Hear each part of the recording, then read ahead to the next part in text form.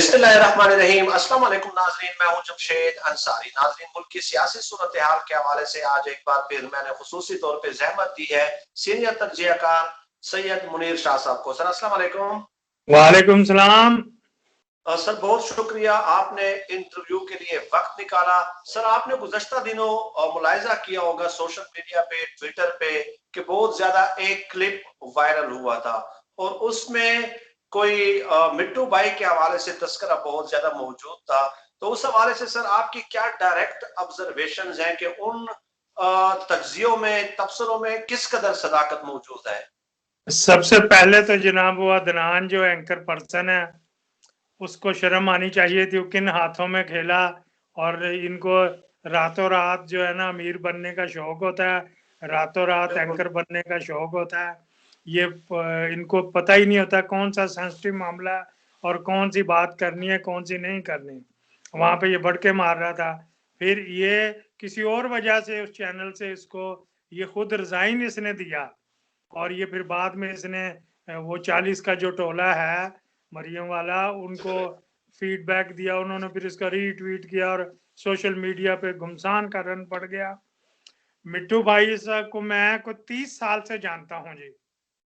और अच्छा। मैं अकेला मैं ही नहीं जानता, ये ख्वाजा साद रफीक उसका बड़ा बेली है, कैसर मीन बट ये जो सारे आशियाना हाउसिंग वाले वो उसके बड़े बेली हैं। फिर अलीम खान साहब, ये असल में हम भी मिलके उनके साथ फाइलें जो थे, जिन जिम्मेदारों की स्कीमों में प्लाट आ जाते हैं ना, कोई जहां स्कीम अनाउंस हुई वहां तो जिम्मेदार बैठा हुआ है। अब गवर्नमेंट की पॉलिसी है कि या आप उस जो मुंतखब इलाके का रेट जमीन का चल रहा है उससे डबल ले लो या फिर 33% हमारे से प्लाट ले लेना। बाद लोगों को समझ नहीं आती, जिम्मेदार होते हैं उनके पास इतना वो इल्म नहीं होता।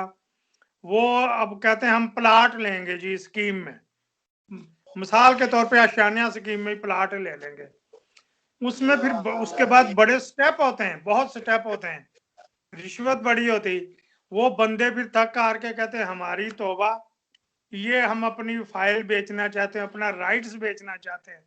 वो मिट्टू साहब और हम भी खरीदते थे। फिर हम मलिक रियाज साहब जिंदाबाद जिस तरह का वो तरीका इस्तेमाल करते थे वही पहिए लगा लगा के हम प्लाट अलाट करवा लेते थे। हर जगह रिश्वत चलती थी, बिल्कुल कतन कोई नहीं। जब जिन दिनों ये लोहे के चने साहब जेरे साहब थे ना, और ये जो उनका जिक्र भी किया था, नाम नहीं लिया था साकिब निसार साहब ने, एक तो उनके कुड़मों के घर गया था, एक मिट्टू साहब के घर गया था वो कि मेरी जान छुड़ाओ जी, मैंने तो इतना नहीं खाया पिया तो ये वो बराबर बरूबर। लेकिन उसने कहा था नहीं मैंने नहीं कहना, हमारे ताल्लुकात ऐसे हैं, मैंने बिल्कुल नहीं। ये इंतहाई ईमानदार बंदा।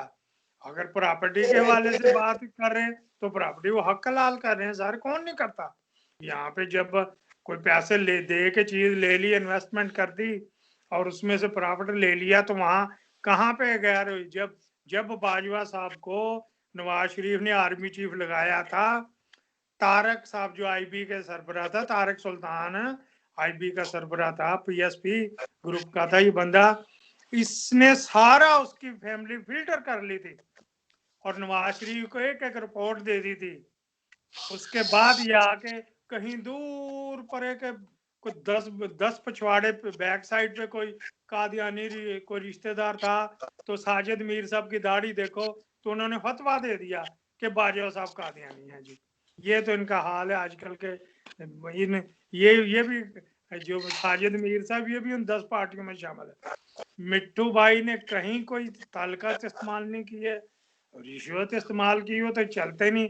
अब मैं पटवारी को जाके दे ना, आपने कभी कोई इंतकाल करवाया वो 5 मरले 10 मरले का, वो करता भला? सर बहुत करवाया है, बहुत करवाया है। मैं बताता हूँ ना सर, करवाया भी है।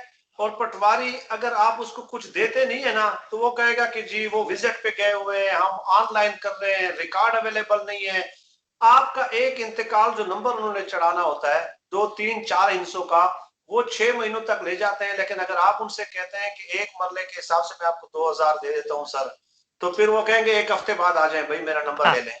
हाँ, ये काम मिट्टू भाई ने किया हुआ है, उसमें कहाँ पे जी ये तो सारी दुनिया के साथ पटवारी तो किसी अपने बाप को नहीं छोड़। ये तो सिस्टमेटिक एरर है ना, ये तो एक हाँ, निजाम का ये है बिल्कुल कि उसके बगैर आपका काम हो ही नहीं रहा ना, डेफिनेटली। लेकिन ये जो बात की जा रही है कि एक तासुर जो 40 के टोले ने दिया है कि जी जनरल बाजवा साहब के बहुत करीबी रिश्तेदार हैं और जो है ना जी वो असर और रसूख इस्तेमाल कर रहे हैं, 40 के टोले ने ये इस स्टोरी को रंग उस एंगल पे वो ले गए। तो क्या जनरल कोई गुनाह है सर?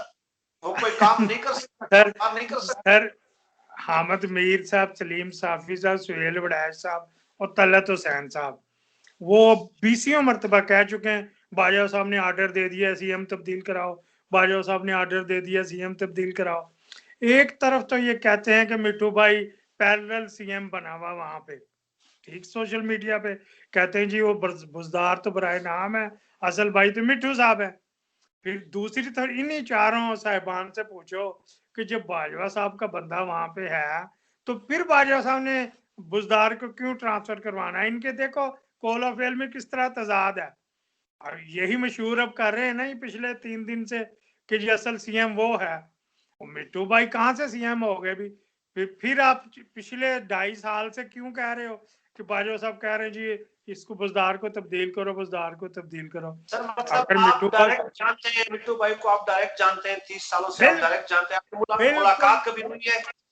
बिल्कुल सर, इतनी मुलाकातें हुई मतलब मैं बता नहीं सकता। बड़ी अब मैं और वो ख्वाजा साद रफीक के दफ्तर में को 20 मरतबा चाय पी, हमारे वहाँ प्लाट लगे हुए थे, वो कल जाके लगवाने होते थे, कहीं हम सलाम दुआ से कर लेते थे, कहीं लगवाने होते थे। अगर एक सोसाइटी में प्लाट लगवाना तो वो जंगल में लग जाए, एक जरा अच्छी वैल्यू में लग जाए। इस वजह से ख्वाजा साद रफीक को कितनी दफा रिश्वतें दी, कितनी दफा उनके कई काम किए। तो ये वो नहीं हो जाता कि हमने मिसयूज किया। मेरे बड़े अच्छे मिट्टू भाई बड़े बेली हैं, कोई ऐसा कोई जगह नहीं। तो ये जो गलत सोशल मीडिया पे चल रहा है, और सदीकुल फारूक ने जाते जाते जब वो जा रहा था उस वक्त भी नवाज शरीफ के एक हफ्ता पहले लिस्ट दी थी कि कहीं बाजवा साहब के किसी बंदे ने महकमा औकाफ की जमीन पे कब्जा किया हुआ, भला क्लियरेंस दे के गया। सदीकुल फारूक जिंदा है, नवाज शरीफ जिंदा है, अभी भी वो वहां से उनके दफ्तर से मिल सकती, सेक्रेटरी वगैरह तो क्लरिकल स्टाफ तो इधर ही रह जाता। जो नवाज शरीफ को डिस्क्वालीफाई होने से एक हफ्ता पहले रिपोर्ट दे के गए थे कि महकमा औकाफ में किसी जगह भी बाजवा साहब का कोई बंदा जो है ना उसने कब्जा नहीं किया हुआ। वो तो इस तरह इस हद तक इंक्वायरी कर रहे थे। और अगर ऐसी कोई बात होती तो जब ये अपने जुबैर उमर साहब जनरल उमर के बेटे वापस आए थे मायूस होके, तो इन्होंने उसी वक्त ही खड़का देना था, इन्होंने वो भी नहीं किया क्योंकि ये इस तरह के था ही नहीं कोई सबूत।